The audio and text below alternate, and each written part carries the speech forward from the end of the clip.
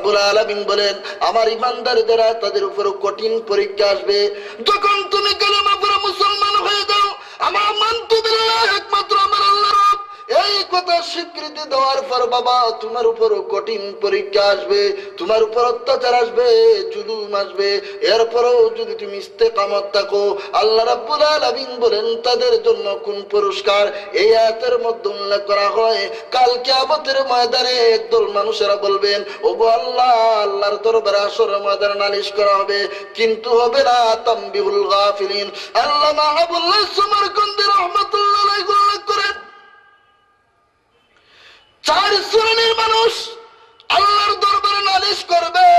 প্রথম নাম্বার হলো ওগো মওলা আমার সম্পদ বেশি আছিল, এই জন্যই তুমি মওলারে ডাকবার সময় পাই না। দ্বিতীয় শ্রেণীর মানুষ মওলা আমি বড় অসুস্থ ছিলাম, বেমারি ছিলাম, তুমি মওলারে ডাকতে পারি না। তৃতীয় নাম্বার শ্রেণীর মানুষ হবে ওগো মওলা আমি বড় দরিদ্র ছিলাম, গরিব ছিলাম, তুমি মওলারে ডাকতে পারি নাই। চতুর্থ নাম্বারের শ্রেণীর মানুষ হবে ওগো মওলা আমি এমন ভাবে অসুস্থতা ভোগ করেছিলাম, এমন ভাবে দুনিয়ার মধ্যে ক্ষুধার জ্বালায় ছিলাম, তোমাকে স্মরণ করার মতো কোনো আমার সময় ছিল না। কারণ হলো মানুষের গোলামি কৃতদাস ছিলাম। প্রথম নাম্বার আল্লাহ জবাব দেবেন ও হাশরের বাসিন্দারা, আমার সুলাইমান আলাইহিস সালাতু ওয়াস সালাম থেকে কি তোমরা ধনী ছিলে? হাশরের বাসিন্দারা বলবেন ওগো মালিক সুলাইমান আলাইহিস সালাতু ওয়াস সালামের তো কোনো তুলনা হয় না।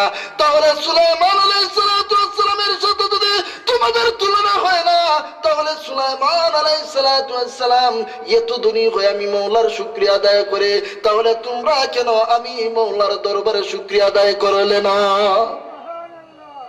প্রথম নাম্বার ধনীদের জবাব শেষ।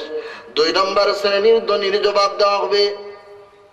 দুই নম্বর শ্রেণীর মানুষ হবে গো মওলা মানুষের বাড়িতে গোলাম ছিলাম, মানুষের কাজ কর্ম করেছিলাম, মালিকের কর্ম করেছিলাম, সময় পাই না, তোমাকে ডাকবার সময় পাই না। আল্লাহ রাব্বুল আলামিন বলবেন ও হাশরের বাসিন্দারা রে, আমার ইউসুফ আলাইহিস সালাতু ওয়াস সালাম গোলাম ছিলেন কিনা?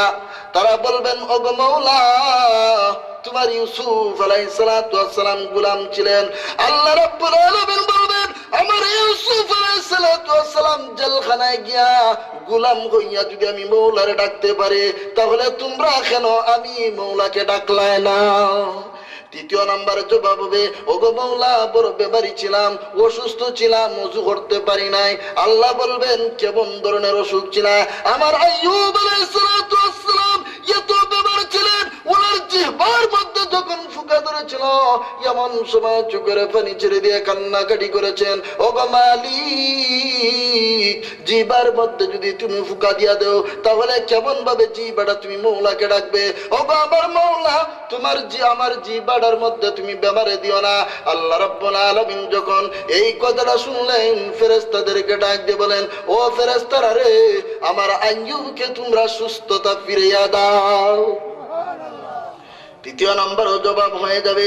চতুর্থ নম্বরের শ্রেণীর মানুষ বলবে ওগো মাওলা পেটের মধ্যে কোনো খানি নাই, বড় ভাবি ছিলাম। আল্লাহ রাব্বুল আলামিন হাশরের বাসিন্দাদেরকে বলবেন ও হাশরের বাসিন্দারা আমার ঈসা আলাইহিস সালাতু ওয়াস সালাম থেকে কি তোমরা দরিদ্র ছিলে? আমার ঈসা নবীর তো কোনো বাড়ি ছিল না, ঘর ছিল না।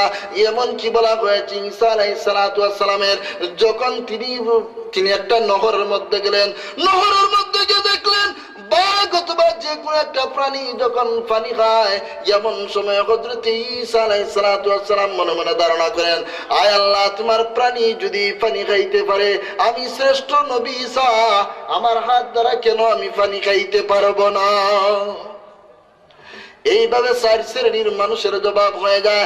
আল্লাহ রাব্বুল আলামিন বলেন আমার ইমানদার বান্দারা তাদের উপর যখন জুলুম আসে, অত্যাচার আছে, তারা বলেন ক্বালু রাব্বুনাল্লাহ, আমার রব বলেন একমাত্র আল্লাহ।